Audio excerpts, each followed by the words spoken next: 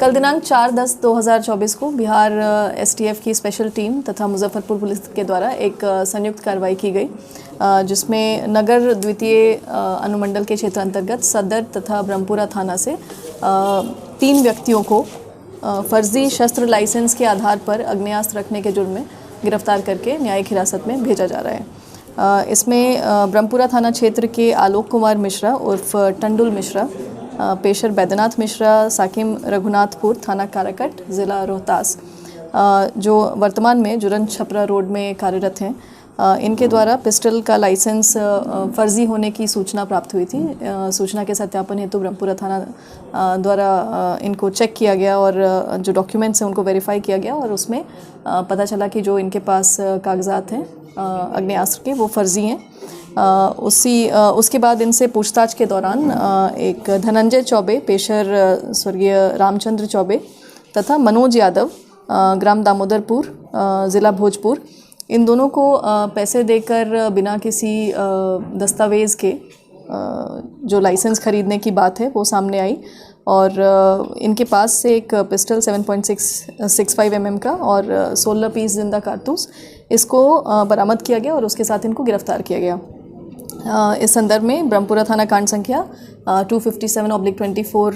जो कि 388, 336, 35 BNS तथा आर्म्स एक्ट के अंतर्गत दर्ज की गई है। और दिनांक 3/10/2024 को एसटीएफ पटना के द्वारा सूचना प्राप्त हुई थी कि मुन्ना राय जो कि पेशर त्रिलोकी राय, साकिम टीकापुर, थाना शाहपुर, ज़िला भोजपुर, तथा धनंजय चौबे, पेशर रामचंद्र चौबे, साकिम मड़गांव, थाना कछवा, ज़िला रोहतास, इनकी तलाशी ली गई और तलाशी के दौरान इनके पास भी जो फर्जी शस्त्र लाइसेंस है उसके बेसिस पे आग्नेयास्त्र रखने की बात सामने आई थी और इनके भी सत्यापन में जो इनके पास लाइसेंस है उससे फर्जी पाया गया है और इन दोनों को भी गिरफ्तार करके सदर थाना कांड संख्या 653/24 इसके तहत माननीय न्यायालय में भेजा जा रहा है। और कुल अभियुक्त जो यहाँ पे अभी इस मामले में गिरफ्तार हुए हैं उनकी संख्या 3 है और जो बरामद किए गए सामान है उसमें पिस्टल है, अवैध पिस्टल और जिंदा कारतूस, पिस्टल का होल्डर है और फर्जी लाइसेंस के कागजात हैं तथा कुछ लेदर बेल्ट्स और कुछ मोबाइल फ़ोन्स इनको जब्त किया गया है और आगे इस संदर्भ में और भी कार्रवाई की जा रही है। देने वाले कौन लोग हैं, इन लोग पता चलता है? इनका धंधा कब से चल रहा था मैडम सब? देखिए, ये कुछ टाइम से ये प्राइवेट में एज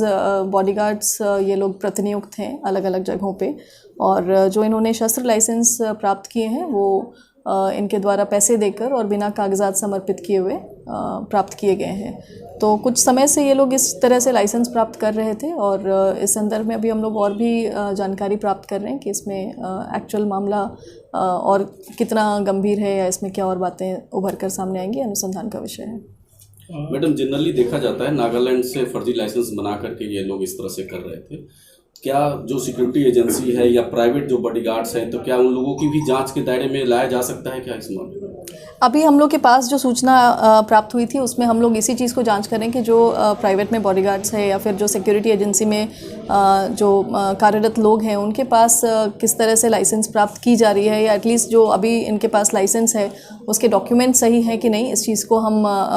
सत्यापन कर ले रहे हैं। और इनके द्वारा 1-2 लोगों का नाम सामने आया है जिनको पैसे देकर इनके द्वारा फर्जी तरीके से लाइसेंस प्राप्त किया जा रहा है, तो उन लोगों पर भी आगे हम लोग अनुसंधान करेंगे और इसमें और भी जो लिंकेजेस हैं उसको स्टैब्लिश करने की कार्रवाई की जा रही है।